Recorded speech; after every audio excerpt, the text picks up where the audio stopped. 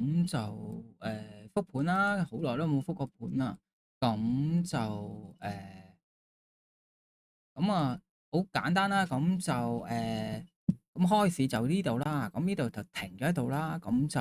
彈上去啦，915。咁呢度咧喺我佢一炒落嚟嗰陣時咧，咁我就915一下咧，我喺 HSI 咧，咁喺呢個位置咧，咁我睇到啲咩咧？咁我係睇到呢度啦。HIS 啦，咁呢度就係915開個位啦，咁930就喺呢度啦。咁然後我就喺當刻咧就係諗緊咧，佢如果係正股呢個啦，咁你呢度會見到係咁噶嘛？咁呢度呢度就係琴日啦，學以應用啦，咁呢度係掹落嚟啦，最後掹落嚟啦。咁掹落嚟之後，咁我哋琴日講過佢係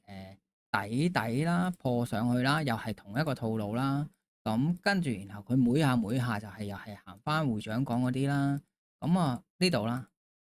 跟住然後直至到佢開市呢度咧，佢破上去啦，跟住破上去抽針啦，呢度930啦，咁就係驗證咗930呢度咧就係又係啦，底破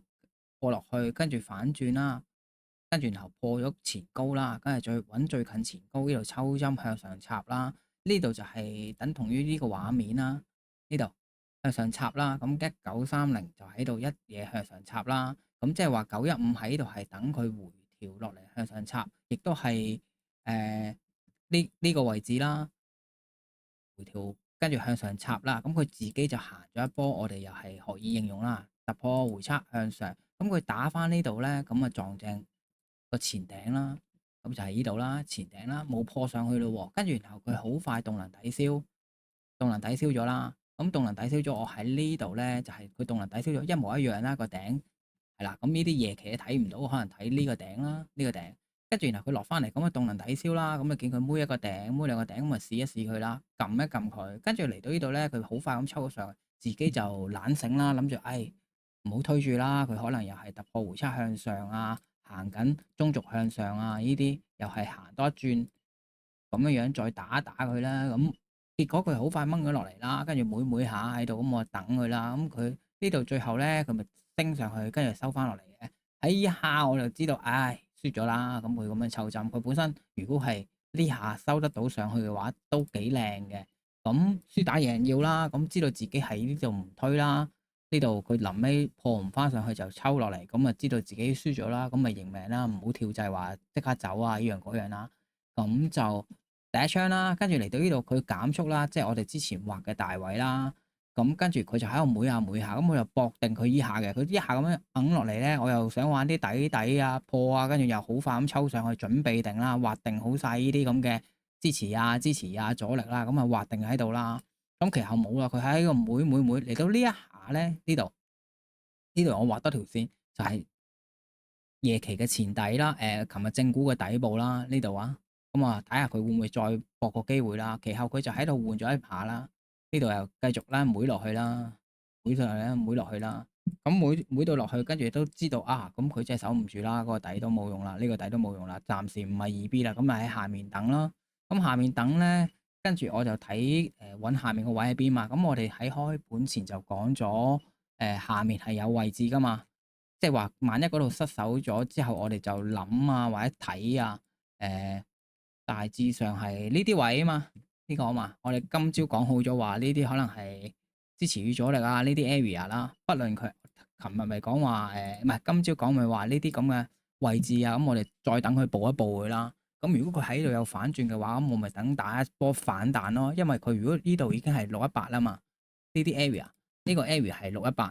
咁如果佢喺618度守唔住，佢行翻去下一格，即係我哋講好咗個支持阻力啦。咁佢有機會，如果佢抽到上去嘅話，咁咪變成上行震盪啊嗰啲啦。因為呢度已經係回調過深啦。咁我哋第一下要防嘅位置，就算喺度買到反彈嘅，咁我哋深知啦，呢度已經係包住咗喺度啦。因為呢度係開邊啊嘛，呢度噴上去，呢度噴落嚟啦，係咪？930噴落嚟啦，咁我哋知道啲防守位喺邊啦。咁佢而家就喺度棘住咗啦。咁我買個位置啊，學以應用嘅，咁又係行翻我哋嗰個人人有功練系列啦。咁啊底啊，你唔知佢咪底啦，你知道呢度有機會反轉啦，咁你報定啦。咁佢啊佢本身係咁每落嚟噶嘛。我哋行一次，每停，再每落嚟，等住，再每，再棘住，再每，咁咪等佢咯，底破落去啦，呢啲破落去啦。假設呢啲係底，呢個係底，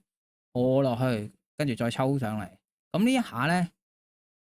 佢呢度係確實理想嘅點位咧。理論上，我當刻都諗喺度掛嘅，就蛇龜啦咁樣掛。因為我當刻如果喺度掛手前底嘅話咧，我下一關就係俾呢個停一停射落嚟呢度咧，頂一頂住。咁我見到唔着數嘅，咁我等佢，加上佢又抽針咧，呢度又抽針啊嘛，呢度又等啦，呢度放棄咗啊，我驚佢喺度買掛咗之後咧，佢即刻喺度頂住啊嘛，咁佢又抽針喎，咁我咪等多一格先咯，即係放棄咗最靚第一下嘅突破回測啦，咁啊等佢再順勢啦，再破上去，咁即係破咗上去喎，即係呢度啦，咁啊自然諗啦，個頂喺呢度啦，個頂。咁啊，呢個拆咗佢先，咁啊再繼續破上去咧，就諗第二段啦，即係呢度係突破回測向上，再突破回測向上啦，咁啊等佢破上去，過咗呢個位啦，掹落嚟啦，佢一食穿我就手動入咗去啦，呢個就唔係掛單啦。咁啊嚟到呢啲位置啦，前頂又到咗1:1就保護自己啦。咁呢個就係我哋講咗頭先嗰個大位啦，前底啊、大支左啊呢啲位置咧，咁佢嚟到呢度啊，咁我梗係食少少啦，咁啊當補償心靈啦，亦都同時推高咗佢去咗呢個前底度啦，個 SL。咁呢度食少少，呢度仲有3/4，咁佢拉上補下，我都可以當呢一槍係平手咯。咁因為嚟到呢一下食1/4嘅話，我都有1.63咯，係咯，咁都 OK 嘅。即係我覺得啦，咁我最終目標都係打翻呢個頂嘅啫，即係915個頂啦。咁睇下佢係可以飄到啊，定唔飄到？因為呢度我哋見到啦，咁啊佢揞一下破落嚟食穿入啦，佢再揞多下，即係兩腳上啦，兩腳上之後下一關就係等於破呢度啦。佢咁大力咁樣縫咧，就好明顯係呢度又係一個突破回測順勢上啦。咁跟住然後呢度啦，跟住佢最後一下好大力，呢下縫一聲好似撞山咁樣頂上去，我點都食少少啦。咁啊驚佢又打雙頂啦，一個頂兩個頂，跟住咪翻落嚟做橫行再上咧，咁就輸咯呢個。咁但係點都保護自己推保本啊，食啊依樣嗰樣噶啦。咁因為我哋係實戰篇啦，就喺呢度啦，到大位啦，等底破啦，破慣啦。突破回測啦，以下唔敢做，俾到波咗，再向上，再延續突破向上啦，即係打緊延續突破向上，守翻個前底啦，亦都喺呢個支持阻力嘅下方啦。咁就到咗呢個位置食咗少少啦，咁就係咯，好耐冇復盤啊！祝各位交易加油啦！如果覺得 OK 嘅就俾個讚啦。咁我哋都係承傳翻人人有功練嗰個系列咧，喺會長嘅直播度睇到啲精華，再焦點地揾到一個焦點，練咗佢 firm 咗啲，咁我哋跟翻個實戰篇，再繼續行咧，咁咪自己慢慢進步咯，知道自己點樣打到邊啦。咁一個焦點就係一個焦點啫嘛，咁一個焦點配合其他元素啊，跌落嚟大唔大力啊，到唔到位啊，咁我哋合整埋就俾自己慢慢進步咯。咁唔係單一個焦點嘅話咧，咁但係我哋有練到強化咗某一個焦點，我哋有時落槍啊，見到位啊，咁我哋都好 firm 下嘅。即係自從琴日10幾個例子有空可以睇下啦。咁都幾得意嘅，自己去驗證咯，唔好信人。咁啱呢個位咧，其實我同姐你咧心靈相通，我一買咗，跟住佢貼出嚟，我又貼出嚟咧，我哋冇事先準備嘅，都係同一個位。咁佢就點數差啦，入唔到啦。但係我哋都係同一個理念啦，好似孖生兄弟咁樣喺同一個位置。咦，又係同一秒咁樣樣，佢 po 出嚟，我又 po 俾佢睇咧，好好笑啊！咁啊，係咯，好耐都冇復盤啦，咁就復下呢個盤啦。其實唔係唔想復啊。有時咧，佢未，我11點平時復盤噶嘛，個市都未行完咧，咁唔想 po 出嚟咧，喺度擾亂到有啲師兄咧睇到咧，我一個人嘅個人觀點係我啫嘛，咁有時太早 po 出嚟咧，怕擾亂咗人哋嘅視覺啦，講得兩講就本身人哋 firm 下，俾我講得兩句，我輸咗兩槍之後，佢又唔夠膽買又成咧，即係有多多少少我驚影響到人，所以就加上有時就。係咯，如果要復都係夜晚啊，或者隔日之後講有冇得買啊，再回顧咯。咁而家就係行咗啦，行咗就係午市啦，啱啱好咁就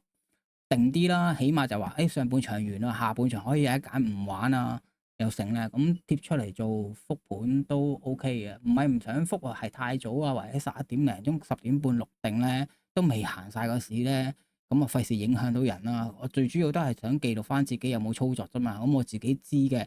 咁無謂影響到人啦，因為你見到我都唔係好勁啦，咁啊大家都係當錄影片交流。咁就係點解會減少咗啲復盤原因就係呢啲啦。但係如果你哋留言俾我話覺得，其實復盤都 OK 喎，因為有時我已經出咗去做嘢啦，所以未必可以好似喺呢度電腦前錄到咧，所以就喺個手機錄咧，我又唔係太想。如果覺得 OK 嘅，咪俾個讚咯。咁我一有時間冇話即刻出去做到嘢嘅，我又可以午市錄個復盤嘅話，我都好願意同大家分享嘅。咁當然係我有入咗嘅時候，我先有得復啦。冇得一入嘅話，我都冇得復啦，係咪？